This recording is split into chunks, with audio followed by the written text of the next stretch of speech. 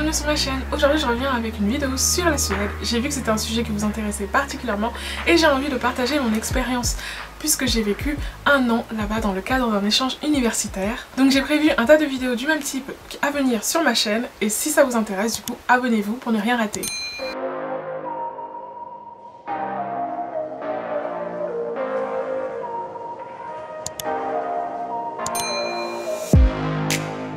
Donc aujourd'hui je voulais partager avec vous ces 8 conseils que j'aurais donné à toute personne qui me dirait là tout de suite maintenant, l'année prochaine je pars étudier en Suède, aurais-tu des suggestions à me faire? En fait ce sont des conseils que j'ai déjà partagés à d'autres personnes qui ont été en Erasmus l'année dernière en Suède. Donc je me suis dit que ça pouvait être utile à d'autres personnes puisque c'est le grand avantage d'une chaîne YouTube, c'est de pouvoir partager à toute personne, tout inconnu, des conseils. Et c'est ce que j'aimerais faire d'ailleurs avec cette chaîne, en plus de partager mes expériences.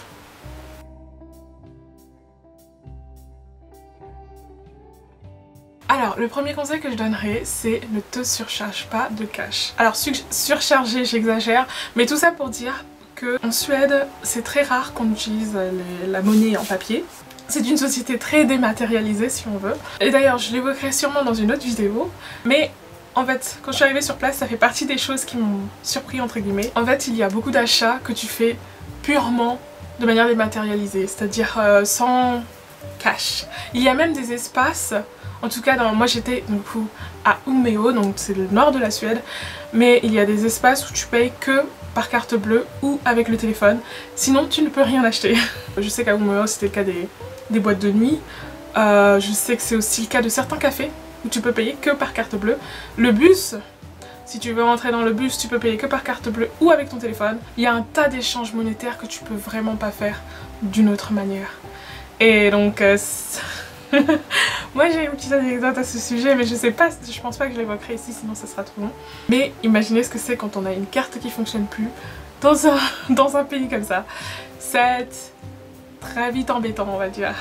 Je pense que c'est normal quand on va dans un nouveau pays de vouloir ramener un peu d'espèces. Mais je vous assure qu'une fois sur place, c'est à peine si vous en servirez. Enfin c'est bien d'en avoir parce qu'on peut toujours se démener, enfin c'est pratique quoi. On sait jamais ce qui peut arriver avec une carte bleue. Je peux dire d'expérience que ça peut être gênant si elle fonctionne plus ou que votre banque, machin chose. Mais donc, je comprends l'utilité d'avoir de l'espèce avec soi, mais vraiment, vous en aurez pas tant besoin que ça une fois sur place. Donc ça fait partie des conseils que je donnerai du coup. Je vais un peu rapidement dessus parce que je sais que je vais faire une vidéo en lien avec cette notion-là.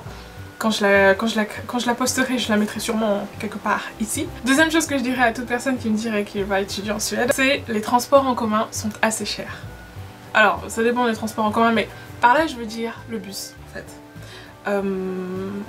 Vous le savez sans doute déjà ou alors je vais vous l'apprendre maintenant, mais la Suède c'est vraiment le pays du vélo entre guillemets. Enfin, il y a un foisonnement de vélos un peu partout et les gens utilisent beaucoup ce moyen de transport. Je sais qu'à Umeå, là où j'ai étudié, ça fait partie des politiques de la ville de faire en sorte que les moyens de transport soient plus chers, comme ça les gens utiliseront plus le vélo parce que il y a une stratégie écologique. Enfin, c'était le cas en tout cas quand j'y suis allée, c'est une prof en sciences politiques qui me l'avait dit, donc ça peut vous être utile, autant vous en faire part. Mais ce que je veux dire par là, c'est que il faut savoir à l'avance qu'une fois sur place, il vaut mieux acheter un vélo ou le ramener de chez soi. Vous pouvez, si vous venez en voiture, parce que c'est possible aussi d'aller en Suède en voiture, vous pouvez ramener votre propre vélo ou sinon vous pouvez aussi l'acheter sur place. Moi c'est ce que j'ai fait. J'ai acheté sur place mon vélo, c'est entre 60 et 110 € je dirais. Ça dépend vraiment de ce que vous voulez. Moi j'en ai pris un à 70 €. Donc voilà. Il faut juste prévoir un budget pour ça parce qu'il faut savoir que les transports en commun en Suède sont assez chers. Pour vous donner un exemple, le bus à Umeå quand j'y étais, il coûtait 6 € l'aller-retour. Donc vous n'allez pas prendre le bus tout le temps. Après à Umeå, il neige beaucoup, c'est-à-dire que l'hiver commence en octobre, presque fin octobre. Il y a tout le temps presque de la neige, mais ça n'empêche pas les gens d'utiliser le vélo. Parce que je vous insérerai des images, vous verrez que c'est totalement... ça fait partie du quotidien. Et c'est à vous de voir si vous vous sentez plus ou moins utiliser le vélo. Mais du coup, quoi qu'il en soit, il vous faudra un moyen de transport. À moins de vouloir payer le bus 6 € l'aller-retour à chaque fois que vous allez vous déplacer, je vous suggérerais d'avoir un vélo. Moi c'est ce que j'ai fait, même si je m'en servais pas trop en hiver, je pense que c'était un très bon investissement. Bon après c'est à vous de voir. Le conseil d'acheter un vélo, c'est surtout si vous restez 1 an. Si vous restez 6 mois, peut-être que ça n'est pas trop intéressant. Et si vous avez plus de questions sur les transports en commun ou la vie en général à Umeå, je vais vous renvoyer à mon article que j'ai déjà fait dessus il y a plusieurs années. Ça vous permettra d'en savoir un peu plus. Troisième conseil. Alors pour ceux d'entre vous qui ont vu ma dernière vidéo sur la Suède, vous savez à peu près comment fonctionnent les logements étudiants. Du coup vous savez qu'il est possible que vous ayez acheté des ustensiles de cuisine, etc. Et donc moi mon conseil c'est de ne pas vous encombrer avec ça à l'aller. De les acheter sur place. Même pour tout ce qui est déco, etc. Pourquoi? Parce qu'en fait, même si en Suède la vie sur place est assez chère, il faut savoir que Ikea déjà c'est suédois. Et on trouve vraiment une multitude de tranches de prix pour ce genre d'équipement, enfin d'ustensiles, déco, etc. Donc vous pouvez vraiment, une fois sur place, avoir tout ça pas du tout cher. Et donc moi je vous dirais, ça sert à rien de s'encombrer avec tous ces éléments-là, puisque vous trouverez mieux et moins cher sur place. Je sais que moi par exemple à Umeå il y avait un Ikea, même s'il était en bord de ville. C'était quand même très pratique parce que du coup une fois sur place on trouve une variété de choses. Il faut se motiver pour y aller, mais voilà quoi, vous encombrez pas, c'est inutile, en plus il y a des chances pour qu'il y ait déjà tout ce qu'il faut sur place.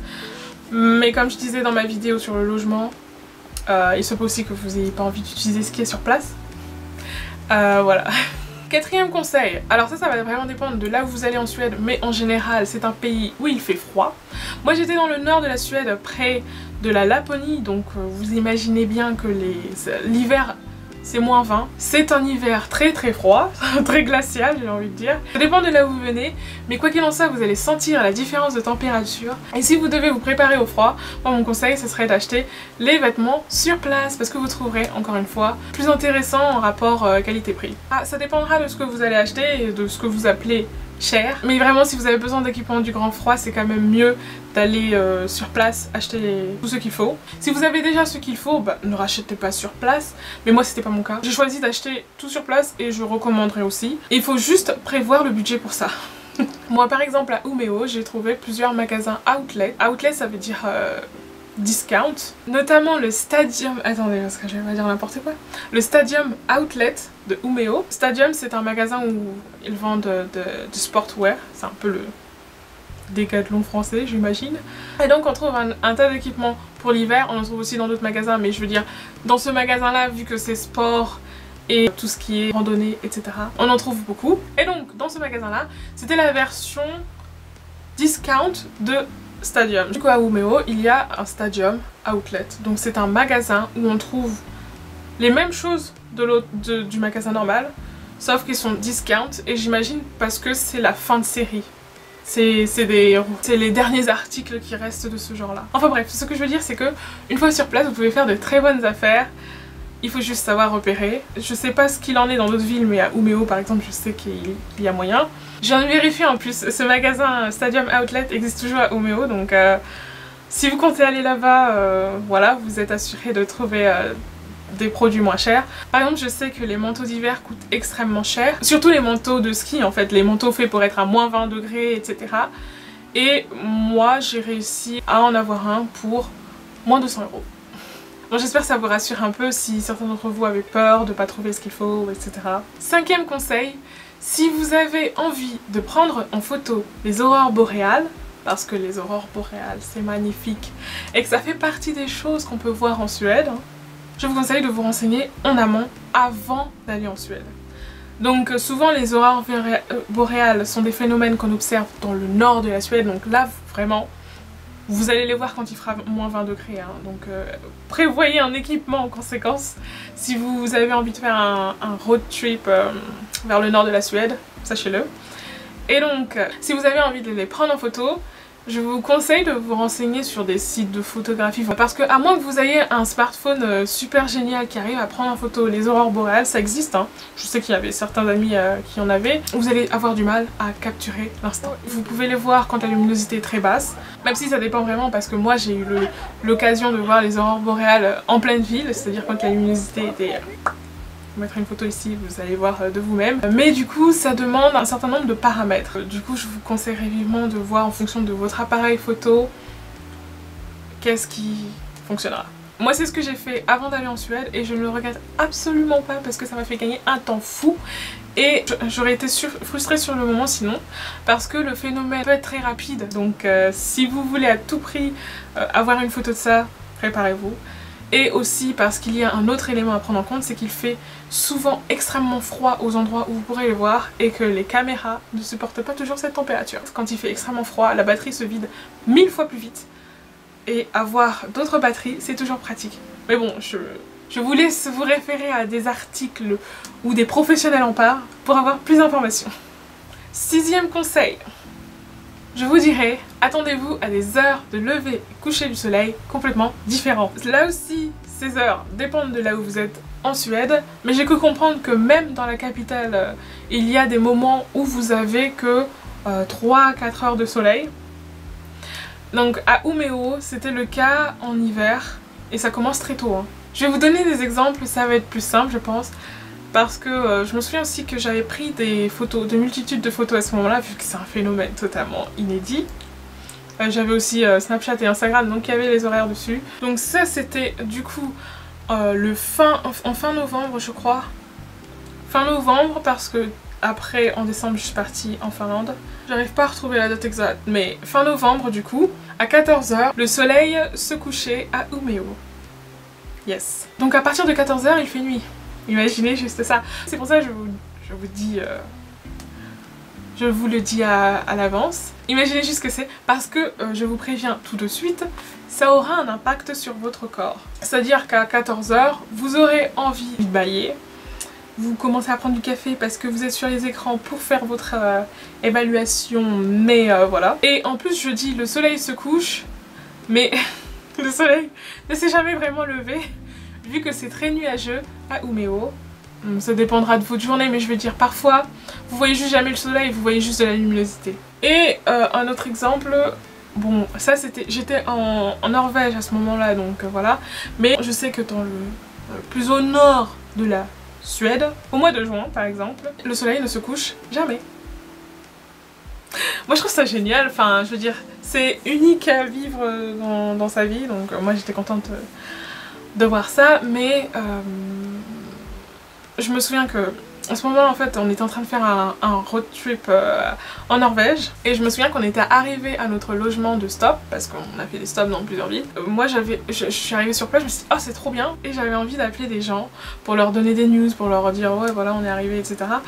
Et je me souviens le soleil est extrêmement lumineux donc t'avais pas du tout l'impression et je regarde mon téléphone et là je vois qu'il est minuit 10. Yes. Et du coup en fait vu que c'est extrêmement lumineux on a l'impression qu'il fait encore jour. En fait j'avais plein d'énergie, j'avais envie de faire plein de trucs et comme on devait repartir le matin super tôt il fallait que je dorme et donc on essayait au maximum de cacher le soleil pour pouvoir dormir parce que sinon on n'a pas l'impression qu'il fait nuit. Outre ce cas extrême entre guillemets où au mois de juin quand on est au plus au nord de la Suède il n'y a jamais de coucher de soleil, je sais que fin avril à 3 h du matin, 3 h 53, le soleil était déjà levé. Et c'était fin avril, début mai je pense, plus début mai que fin avril. Donc en fait quand vous avez un soleil qui se lève à cette heure là, ça perturbe le sommeil etc. Donc c'est pour ça que je vous préviens, parce que en fait je crois que je n'avais pas réalisé à quel point ce serait fort et à quel point ça aurait une influence sur l'humeur, le corps etc. C'est à tel point d'ailleurs que notre université proposait de la luminosithérapie. J'ai jamais essayé mais sachez que c'est une option. Donc je préfère vous le dire à l'avance, comme ça vous le savez et vous pouvez juste être complètement ok avec ça. Le 7e conseil que je donnerai, c'est apprenez la langue. Ou au moins envisagez de le faire.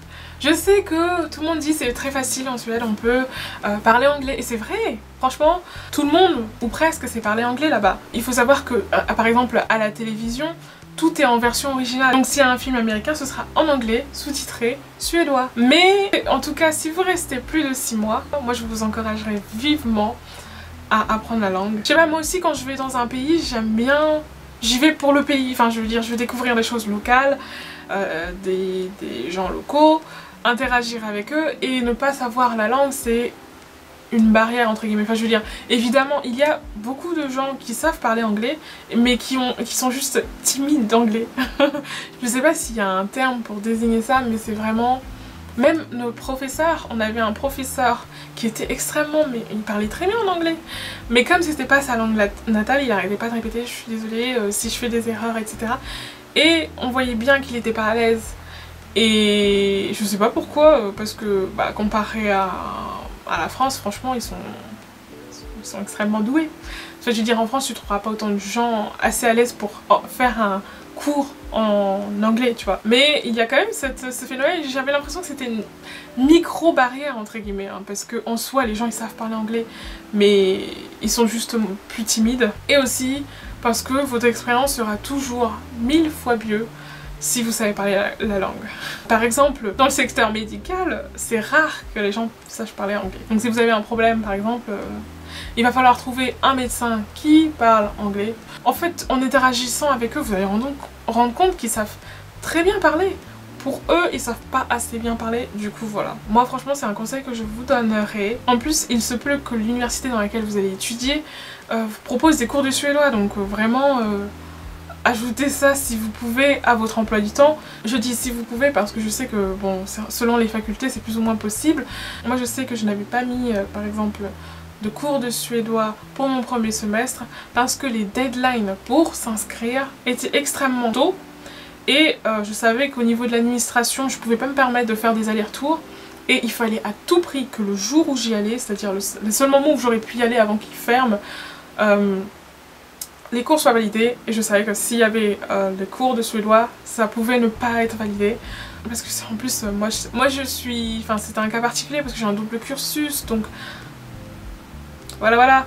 Il fallait absolument que ce soit validé mes cours, donc je n'ai pas risqué le fait d'avoir un cours de suédois. Et même au second semestre, j'ai dû presque me battre entre guillemets. Enfin je veux dire, c'était tout un parcours de pouvoir m'inscrire au cours de suédois à cause d'un tas de choses. Hein. Pas que juste mon université, mais... Voilà, et même si j'ai fait des cours de suédois, ils n'ont pas du tout compté ça dans mes notes, ni même dans le relevé final de matière, même si c'est quand même un cours qui me donnait 15 crédits. 15 crédits c'est énorme, hein. Je sais pas si vous savez, mais par semestre, il en faut au minimum 30. Donc moi, enfin voilà quoi. Ils auraient pu le compter en mode c'est une option, ça te donne 1 ou 2 crédits. Ils l'ont pas du tout noté, je trouve ça dommage parce que j'aurais bien aimé l'avoir sur mon relevé de notes, honnêtement. Et donc je sais du coup que certaines facultés peuvent vous rendre ça plus difficile, mais si vous pouvez suivre des cours de suédois, je vous le conseillerais fois 1000. Moi je sais que j'étais extrêmement contente parce que ça m'a frappé dès le premier semestre d'ailleurs. Je voulais parler en suédois quand j'allais à la caisse, je voulais exercer mon suédois même si je faisais pas de cours et que je savais pas grand chose. J'avais des amis qui faisaient des cours de suédois et j'avais envie d'exercer mon suédois, donc je parlais en suédois au caissier. Mais en fait quand tu sais 2 ou 3 mots en suédois, tout de suite après la personne va te relancer et moi j'étais un peu gênée et je voulais tellement pouvoir interagir mais j'avais juste pas encore appris la langue, donc voilà. Après c'est vraiment à vous de voir en fonction de votre approche du voyage, je sais pas, mais moi je sais que maintenant, à partir de maintenant, vraiment, dès que je peux, j'apprends la langue d'un pays avant d'y aller. En plus j'adore les langues, donc et c'est vraiment important pour moi de pouvoir interagir avec les locaux, donc voilà. Enfin, le 8e conseil que je vous donnerai, c'est profiter au maximum. Saisissez toutes les opportunités que vous pouvez. Vous êtes à l'étranger, ça va être une opportunité, c'est maintenant ou jamais un peu. Si vous pouvez faire telle excursion et que ça fait partie de votre budget, faites-le. Si vous pouvez faire telle activité, n'hésitez pas. Vous allez pas, enfin je sais pas quelle est votre situation, mais c'est pas tous les jours non plus qu'on va étudier en Suède. Moi par exemple, j'ai vécu de merveilleuses expériences en Suède. Tellement de choses inédites, vraiment tellement. Et les gens sont plus ou moins surpris quand ils voient tout ce que j'ai fait en Suède. Mais c'est vraiment parce que j'étais venue là-bas avec l'idée que je voulais que ce soit mémorable et que je voulais saisir les opportunités. Et moi je vous conseillerais ça. Je partagerai sûrement plusieurs de mes expériences que j'ai eues en Suède sur cette chaîne, puisque j'ai vu que l'une d'entre vous par exemple était très intéressée par mon expérience en tant que membre d'une troupe de théâtre à Umeå que j'évoquais dans ma vidéo room tour, get to know me, etc. etc. Et puis j'ai envie aussi de les partager parce que je pense que ça peut inspirer plus d'un et c'est un peu ce que j'ai envie de faire avec ma chaîne. Partager avec vous des astuces, des conseils, tous les travaux artistiques que je fais, mes expériences à l'étranger, le voyage, etc. Et tout ça dans l'espoir d'inspirer certains d'entre vous, de vous faire rendre compte qu'en fait, vraiment, tout est possible. Et j'espère, s'il y avait une seule chose que j'aimerais que vous reteniez de toutes mes vidéos, c'est ça. C'est que vous pouvez le faire. Donc voilà, j'ai terminé avec cette vidéo aujourd'hui puisqu'elle est bien assez longue. Voilà pour cette vidéo où je partageais avec vous des conseils que je donnerai à toute personne qui me dirait vouloir étudier en Suède. J'espère que ça vous a plu, que ça vous a été utile. Si c'est le cas, n'hésitez pas à mettre un pouce vers le haut et à vous abonner. Moi je vous dis à bientôt dans une autre vidéo. Bye.